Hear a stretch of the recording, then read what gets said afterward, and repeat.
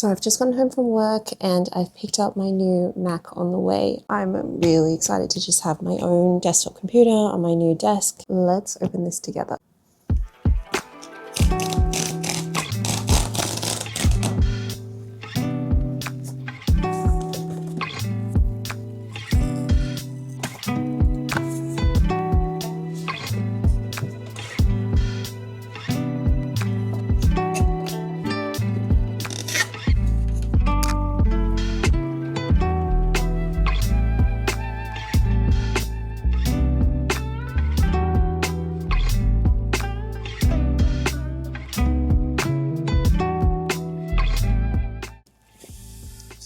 I've also just gone to pick up some parcels from the post office and these together as well. So I'll work unboxing today.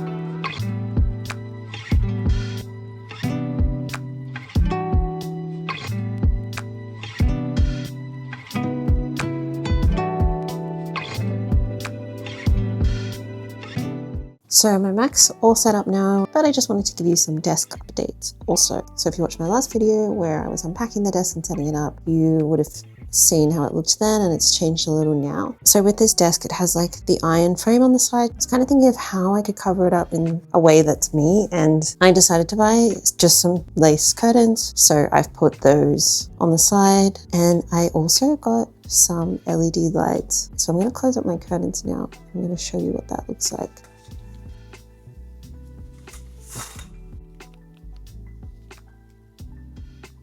So there's actually a lot of different colors that you can use on this. I haven't even tried the other ones. I bought this because I knew I wanted red. I want my desk to have a red and black theme, if you haven't noticed already, and this obviously just elevates things a bit more. Theme, obviously the Mac looks a bit odd because I got the silver, but yeah, it just looks white to me. And I don't know, the other colors, not me. There was like blue, pink, yellow, but I have just ordered a decal sticker to put over the screen and that like stand at the bottom, and of course I got black. It's coming all the way from Canada though. I couldn't even get one here, and I've got them also for the mouse and the keyboard. I do actually have my own keyboard, which you might have seen in other videos. I got this because it looks like a typewriter. It's very cool and it lights up. I probably will switch over to this as well, but anyway, yeah, I'll be updating the Mac with all the decal stickers or skins when they arrive. So there'll be another update in a future video.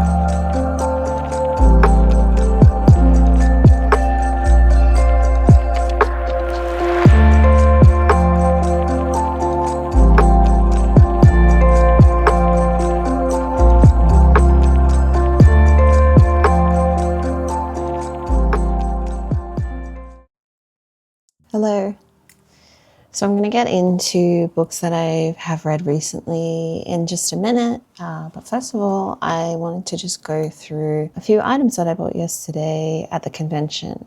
I usually go to this convention once a year. It's pretty much our version of Comic-Con here. I always really look forward to going. So there's usually celebrity guests as well. For example, in the past, when Game of Thrones was on, we had like a lot of really big actors, and George R. R. Martin actually came as well. And I got my copy of Game of Thrones signed. This is probably one of my most prized book possessions. Like, I have some signed books and first editions, but this is one of the only ones I've had signed in person, and my name isn't on it because like the line was obviously very big and it would have taken him forever to sign everybody's books if he had personalized them, but got his signature in here and he was really nice. So I'll just go through now the couple of items I bought. I didn't buy that much. Obviously I bought a Mac this week, so that was a huge purchase, so I didn't want to spend that much money, but there were a few items that I got that I really loved. So this first item, it's not actually something I bought. If you follow me on social media, you probably know right now that I'm a huge Ghost fan. They're one of my favorite bands, if not the favorite one, and because the new album of theirs is coming out soon. So one of the things I love most also about going to these conventions is checking out people's cosplays. I used to cosplay years and years ago, but I don't do that anymore. I met some Ghost cosplayers yesterday. They had a few of the band members, and I got a photo with them and just told them how much I loved their costumes, and they gave me this little bracelet. It says Papa 5, which is, yeah, the new Papa 5 Perpetua, and you know, with the purple theme, really nice. So anyway, the next item I got, which I bought, is ghost related as well. So there was a stall that I went to. I bought a keychain off this artist last year. Got another one because, yeah, I've been buying a lot of keychains lately to put on my bags, and I really like this one. It's really cute.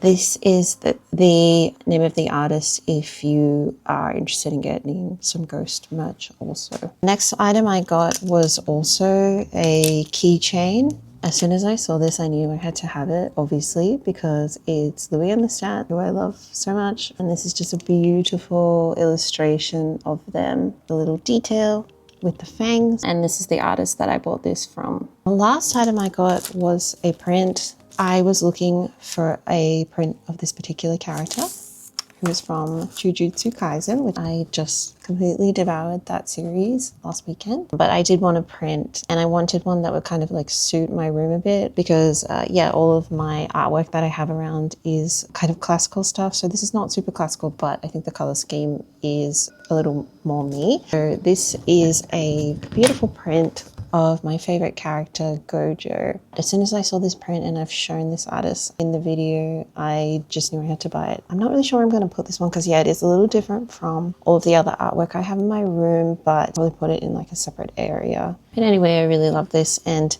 this is the name of the artist. He was super nice. His work is just amazing. That's his card. I love going to the artist alley at these conventions and just appreciating the things that people can do, because as somebody who can't draw, this is just really incredible to me. I'm going to get into books I've been reading now. So I have been away from home the past week, and I've been quite busy, and I haven't read as much as I'd like to. But last week I was sent an arc of a book from Fierce Reads, so thank you so much to them for sending me this, of the book Tenderly I Am Devoured by Lyndall Clipstone, I've shown in this video. Lyndall is an Australian author that I'm very familiar with. I've read all of her books and I've been following her for years now. She wrote the duology Lake's Edge and Forestfall a few years ago, which are really beautiful gothic romantasy books. I highly recommend checking these out. I actually did a interview with her on my Instagram. Forestfall was released, so I might link that below so you can have a read if you're interested. And more recently, she wrote Unholy Terrors, which a fantasy kind of vibe, I would say, but very beautifully written and a very cool story. So I read this book pretty quickly. It only took me a few days. I think this might now be my favorite book of hers if I had to choose out of these four. I think this is a really great read, and it's coming out in June, I believe. So this book is about a girl who basically has to bind herself to a chthonic god or demon, which is just a really cool concept. I have not read a book like this before. I don't know what to compare it to, but looking at what, the marketing says, and this is something I touched on in my last video with the dangers of book marketing and their comparisons to other media. When I look at this one, I've seen a lot of mentions of Saltburn because I know the author has been very influenced by that movie, but also For the Wolf and House of Hollow. I'm not familiar with For the Wolf or House of Hollow. Can't really speak on those. For Saltburn, that is a movie that I didn't like. So yeah, again, like going into something where a book is compared to something that you don't like, and this is something that I discussed with people as well, it can kind of set you off. But knowing this author and knowing that I love her writing and her stories, I didn't really think much of it. Not to give any spoilers away, in comparison to Saltburn, one of the things that I found most interesting about this book were the character dynamics and relationships. That's a really big part of this book. This character, her name's Lacrimosa, which is so cool. It's a very cool name. Her relationship with these two siblings called Alistair and Camille is a huge aspect of the book. So their dynamics I found very interesting. And if I had to draw any Saltburn comparisons, I'd probably say that is where that lies. When I went into it, because I didn't like Saltburn as a movie, the thing that I think about most about that is the shock factor, which is something I didn't like about that movie. So I was worried that there'd be those kinds of scenes, but no, I didn't get that kind of feeling from it, so I was happy about that. I think for me this has more remnants of The Secret History in some ways, because there is academia and also the appreciation of art, because Lacrimosa is very in love with a particular artist.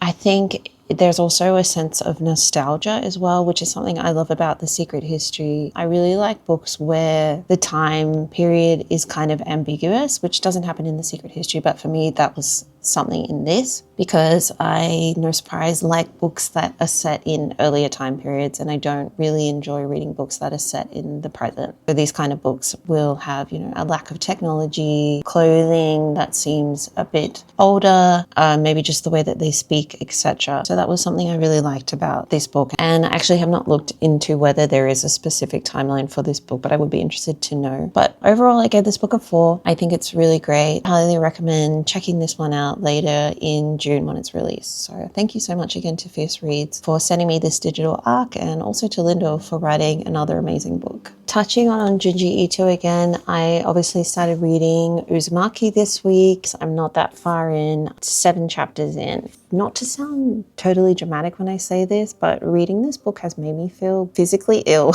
sometimes, which is not a bad thing. I think when books get a reaction out of me, I think it's a good thing, even if it's uncomfortable. So I am obviously a bit familiar with Junji Ito now, having read Tomie, and I also watched, there's a series on Netflix, I think it's called Tales of the Macabre, and there's like 20 episodes that are animated short stories of Junji Ito's, and some of those were really gross. So I'm not totally shocked that I've had this reaction when reading some of these stories. Uzumaki follows a girl named Kirie who lives in a small town, and some very strange things happen with spirals. You know what it is about spirals is this kind of like not sensory, I'm not really sure what the correct term is here, but that something to do with this just kind of creeps me out. And people just in this story have been getting obsessed with things in spiral patterns. Some of them just go completely insane. Very disturbing stuff in here. And some of the illustrations are